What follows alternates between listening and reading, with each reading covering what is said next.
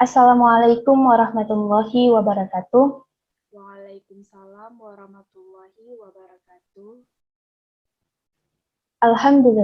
Alhamdulillahirabbil alamin. Wassalatu wassalamu ala asyrafil anbiya'i wal mursalin wa ala alihi washabihi ajmain. Amma ba'du.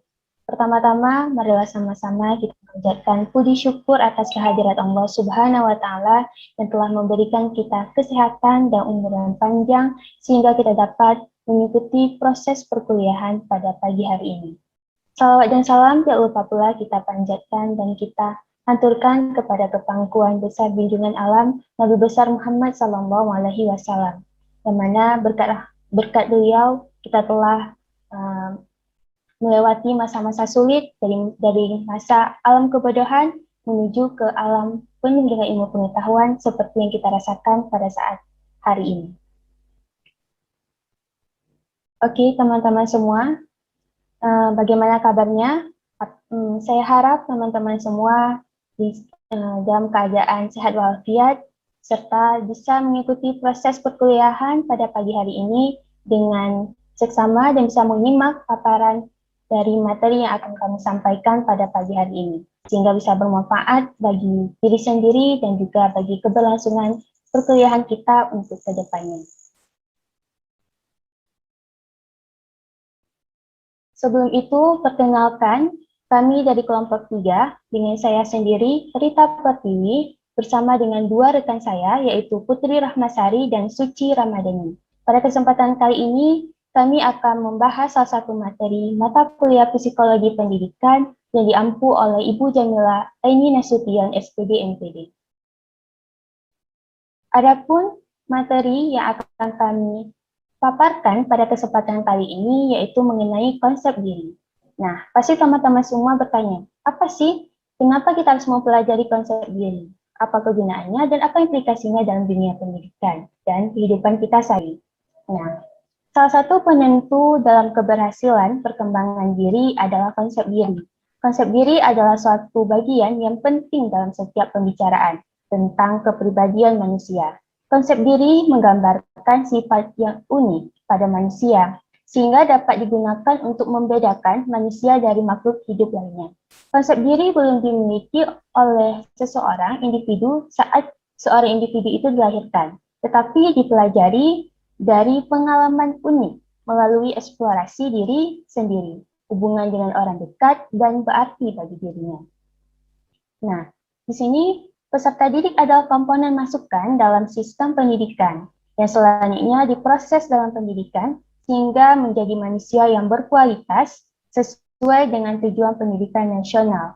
Sebagai seorang guru, memiliki pengetahuan mengenai perkembangan peserta didik sangatlah diperlukan karena nantinya guru akan berperan dalam pembentukan karakter anak terlepas dari peranan orang tuanya.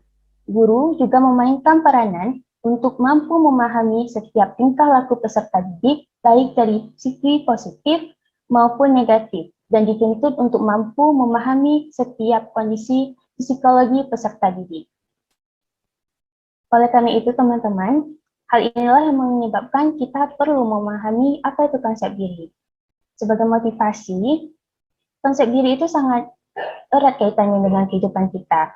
Nah, karena dengan konsep diri, kita akan menjadi dan tumbuh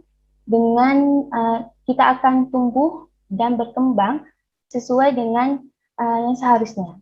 Jika kita salah memilih konsep diri, maka kehidupan kita akan menjadi kehidupan yang menyeleweng dari aturan-aturan yang telah disepakati dalam masyarakat, dari aturan-aturan yang baik. Tapi jika kita memiliki konsep diri yang baik, maka kehidupan kita pun akan selaras dengan kehidupan dan norma-norma yang berlaku di dalam kehidupan bermasyarakat maupun bagi kehidupan pribadi kita, dari hati nurani, dari pikiran, dan lain sebagainya. Nah, pada kesempatan kali ini, ada 6 subbab materi yang akan kami paparkan, yaitu mengenai definisi konsep diri, fakta-fakta yang mempengaruhi konsep diri, pembagian konsep diri positif dan negatif, mengembangkan perkembangan konsep diri, pengaruh konsep diri terhadap prestasi. Adapun tujuan-tujuan dari proses mempelajari materi konsep diri ini yaitu untuk mengetahui apa itu definisi dari konsep diri. Yang kedua, untuk mengetahui faktor-faktor yang mempengaruhi konsep diri. Yang ketiga, untuk mengetahui pembagian dari konsep diri. Apa aja pembagian dari konsep diri. Yang keempat, untuk mengetahui apa itu konsep diri positif dan apa itu konsep diri negatif. Bagaimana bentuk-bentuknya, bagaimana perbedaannya yang mendasar bagi kehidupan kita. Yang kelima, itu mengetahui upaya yang dapat dilakukan untuk mengembangkan perkembangan konsep diri. Apa aja upaya yang bisa kita kembangkan, yang bisa kita lakukan agar konsep diri kita bisa berkembang, tidak monoton, dan tidak sampai kepada konsep-konsep diri yang buruk, dan tidak berkualitas dan tidak bermanfaat bagi kehidupan kita.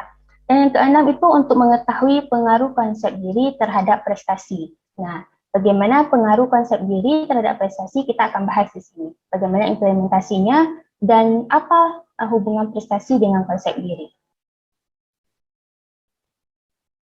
Baiklah, untuk pembahasan yang pertama akan saya paparkan, yaitu mengenai submateri definisi konsep diri.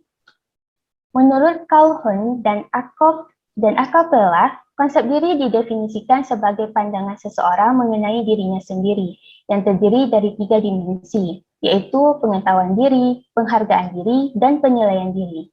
Hal ini selaras dengan definisi konsep diri, yang menyatakan bahwa konsep diri merupakan komponen dari diri seseorang, yang saling berkaitan secara keseluruhan, yang menggambarkan siapa dirinya.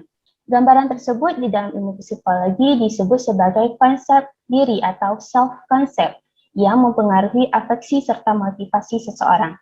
Nah, dari definisi di atas dapat kita tarik satu kesimpulan bahwa konsep diri merupakan cara individu memandang dirinya secara utuh atau gambaran tentang apa sebenarnya diri kita, gambaran keseluruhan dari kemampuan dan sifat kita. Adapun kesadaran di sini meliputi bakat, minat, penampilan fisik, kemampuan, dan lainnya. Itulah yang dapat kita tarik kesimpulan dari konsep diri. Nah, kemudian ada faktor-faktor yang mempengaruhi konsep diri. Pada dasarnya, konsep diri bukanlah bawaan dari lahir, bukanlah sesuatu yang positif atau negatifnya sudah merupakan suratan takdir, melainkan hasil dari bagaimana kita berinteraksi dengan lingkungan, juga pengalaman yang sifatnya dinamis. Jadi, ada beberapa faktor yang mempengaruhi konsep diri. Di antaranya itu ada 3 faktor yang paling mendasar. Yang pertama itu mengenai pola asuh keluarga, yang kedua pengalaman, dan yang ketiga lingkungan. Faktor-faktor yang mempengaruhi konsep diri, yang pertama ada pola asuh keluarga. Pola asuh keluarga adalah sikap orang tua dalam berinteraksi dengan anak-anaknya, yang meliputi cara orang tua memberikan aturan-aturan, hadiah maupun hukuman, cara orang tua menunjukkan otoritasnya, dan cara orang tua memberikan perhatiannya, serta tanggapannya terhadap anaknya. Nah, disinilah peran dari keluarga. Bagaimana peran keluarga dapat membentuk suatu konsep diri bagi seorang anaknya. Dan juga bagaimana tingkah-tingkah dan bagaimana pengaruh dan arahan dari orang tua. Dan di sini juga arahan orang tua itu sangat diperlukan karena banyak sekali implementasinya dalam membentuk konsep diri pada suatu anak. Yang kedua itu ada faktor pengalaman. Nah, pengalaman adalah suatu bentuk emosi, perasaan, tindakan, dan kejadian yang pernah dialami oleh individu, yang dirasakan bermakna dan meninggalkan kesan dalam hidup seseorang. Salah satu pengalaman yang dapat mempengaruhi konsep diri adalah kegagalan. Nah, kenapa kegagalan bisa termasuk ke dalam faktor yang mempengaruhi konsep diri? Karena pengalaman yang berupa kegagalan itu merupakan dapat menjadi suatu pendorong bagi seorang individu untuk dapat terus melakukan perbaikan dalam dirinya. Contohnya, kegagalan saat kita mengikuti suatu perlombaan. Nah, dari situ saat kita mengalami suatu kegagalan, di situ timbul perasaan, timbul rasa untuk dapat memperbaiki diri lebih baik lagi. Rajin belajar, rajin untuk segala hal yang dapat membantu kita dalam mengembangkan diri dan mendapatkan hasil yang terbaik, sehingga saat kita mengikuti lagi suatu perlombaan ataupun ajang, kita dapat meraih suatu kemenangan. Namun mungkin bukan kemenangan juara, tetapi kemenangan dalam hal dapat lebih baik lagi dari sebelumnya. Yang ketiga itu pengaruh faktornya itu ada faktor lingkungan, di mana manusia tumbuh dan berkembang di dalam lingkungannya. Lingkungan tidak dapat dipisahkan dari manusia. Lingkungan selalu mengitari manusia dari waktu ke waktu, dari lahir bahkan sampai meninggalnya. Sehingga antara manusia dan lingkungannya terdapat hubungan timbal balik, di mana lingkungan mempengaruhi manusia, dan untuk sebaliknya, manusia juga mempengaruhi lingkungannya. Nah, di sini dapat diambil kesimpulan bagaimana suatu lingkungan dapat mempengaruhi konsep diri dari seseorang. Lingkungan yang baik itu pastinya dikelilingi oleh orang-orang yang juga memiliki pengaruh yang baik. Kemudian bagaimana lingkungan di sekitar kita, lingkungan-lingkungan yang memberikan kita suatu gambaran dan konsep dari diri yang lebih baik lagi. Bagaimana sebuah lingkungan dapat memberikan kita motivasi dalam melakukan sesuatu hal. Bagaimana kita dapat memandang bahwa kita sebagai seorang makhluk hidup yang seharusnya menjaga lingkungan dan terus menggali dan mempelajari berbagai aspek lingkungan, dan kita dapat mengambil hikmah dan ibrah seperti itu. Dan sehingga disinilah yang namanya konsep diri dapat terbentuk dari waktu ke waktu berdasarkan pengaruh dari lingkungan itu sendiri. Selanjutnya, untuk materi pembagian konsep diri akan dipaparkan oleh teman saya, yaitu Putri Rahmasari. Baik, terima kasih moderator. Saya akan melanjutkan materi tentang pembagian konsep diri. Ulang lagi lah, aku nggak sebut nama tadi. Pilih lagi. Saya Putri Rahmasari akan melanjutkan materi tentang pembagian konsep diri. Konsep diri menurut Stuart and Sandon dalam Octaviani CI terbagi ke dalam 5 bagian yang terdiri dari 1. Ideal diri. Ideal diri adalah kemungkinan individu menjadi apa di masa mendatang. Ideal diri juga diartikan sebagai persepsi individu tentang bagaimana ia seharusnya bertingkah laku berdasarkan standar pribadi. Yang kedua, harga diri. Harga diri adalah penilaian pribadi terhadap hasil yang dicapai dengan menganalisa seberapa jauh perilaku memenuhi ideal dirinya. Yang ketiga, peran. Peran adalah sikap dan perilaku, nilai, serta tujuan yang diharapkan dari individu berdasarkan posisinya di dalam masyarakat. 4. Gambaran diri. Gambaran diri adalah sikap individu terhadap tubuhnya secara sadar maupun tidak sadar. Yang kelima, identitas. Identitas adalah kesadaran akan diri sendiri yang bersumber dari observasi dan penilaian yang merupakan sintesa dari semua aspek konsep diri sendiri sebagai satu kesatuan.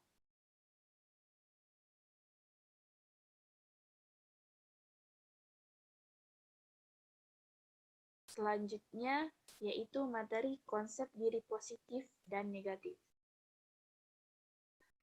1. Konsep diri positif. Konsep diri positif adalah penilaian terhadap dirinya dengan baik. Individu yang memiliki konsep diri yang positif dapat memberikan realita tentang keadaan dirinya dan melakukan penilaian positif serta menerima dirinya apa adanya. Contohnya adalah percaya atas kemampuan dalam mengatasi masalah yang dihadapinya, percaya diri terhadap pujian yang diberikan, merasa sama dengan orang lain, dapat memperbaiki dirinya sendiri menjadi yang lebih umum, dan menyadari bahwa perilaku dan sikap yang dimiliki tidak sepenuhnya disenangi oleh orang lain. Yang kedua yaitu konsep diri negatif. Byrne mengemukakan bahwa konsep diri negatif sama dengan evaluasi diri yang buruk, membenci diri, perasaan rendah diri, dan tiadanya perasaan menghargai pribadi dan penerimaan diri. Orang yang tidak menerima dirinya sendiri cenderung tidak menerima orang lain. Contohnya adalah mudah marah terhadap kritikan yang diberikan kepadanya, suka dipuji yang dapat menunjang harga dirinya sehingga menjadi pusat perhatian, merasa orang lain adalah musuh, merasa dirinya tidak diperhatikan dan disenangi oleh orang lain, suka mengeluh dan meremehkan orang lain, tidak suka melihat kelebihan orang lain, pesimis dalam kompetisi, dan merasa tidak percaya diri jika berkompetisi dengan orang lain.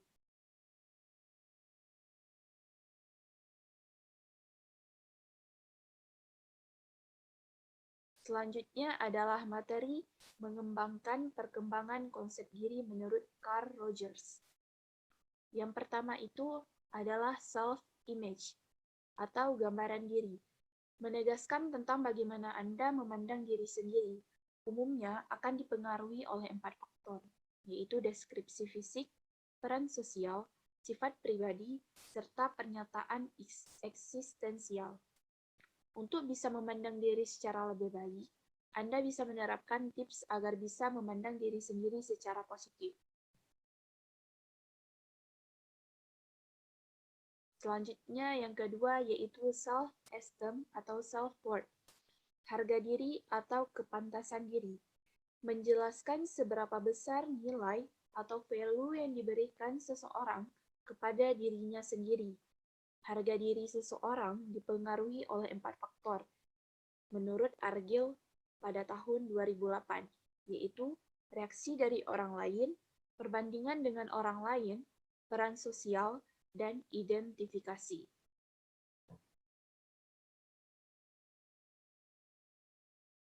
Yang ketiga yaitu ideal self atau gambaran diri yang ideal. Penggambaran diri yang ideal ini terkadang tidak sinkron ketika menggambarkan diri sendiri atau self-image. Tinggi rendahnya harga diri seseorang akan terpengaruh dari cara mereka membandingkan gambaran diri sendiri. Untuk materi selanjutnya akan dilanjutkan oleh teman saya yaitu Suci Ramadhani. Baik, saya Suci Ramadhani akan melanjutkan materi kami yaitu mengembangkan perkembangan konsep diri menurut Verdeber. Yang pertama, self-appraisal. Istilah ini menunjukkan suatu pandangan yang menjadikan diri sendiri sebagai objek di dalam komunikasi atau dengan kata lain adalah kesan terhadap diri sendiri. Yang kedua, reaction and response of other. Apa yang ada pada diri kita dievaluasikan oleh orang lain melalui interaksi kita dengan orang tersebut dan evaluasi masing-masing individu mempengaruhi perkembangan konsep diri individu yang bersangkutan. Yang ketiga, yaitu reference group. Konsep diri individu juga terbentuk dari adanya kelompok yang bercirikan individu terkelompok dalam suatu kelompok yang diinginkan. Jadi, cara kita menilai diri kita merupakan bagian dari fungsi kita dievaluasi oleh kelompok rujukan. Yang keempat, berpikir positif. Hakikatnya, segala sesuatu bergantung kepada cara kita memandang baik terhadap persoalan maupun terhadap seseorang. Artinya, mengendalikan pikiran itu hal yang utama dilakukan ketika pikiran itu mulai menyesatkan jiwa dan raga. Yang kelima, jangan memusuhi diri sendiri. Memiliki sikap yang menyalahkan diri sendiri secara berlebihan merupakan pertanda bahwa ada permusuhan dengan kenyataan diri yang pada akhirnya akan menimbulkan konsep diri yang negatif. Yang keenam, rules you play role taking. Adanya peran juga memiliki pengaruh terhadap konsep diri. Aspek peran yang kita mainkan akan mempengaruhi konsep diri individu. Peran yang individu mainkan itu adalah hasil dari sistem nilai individu.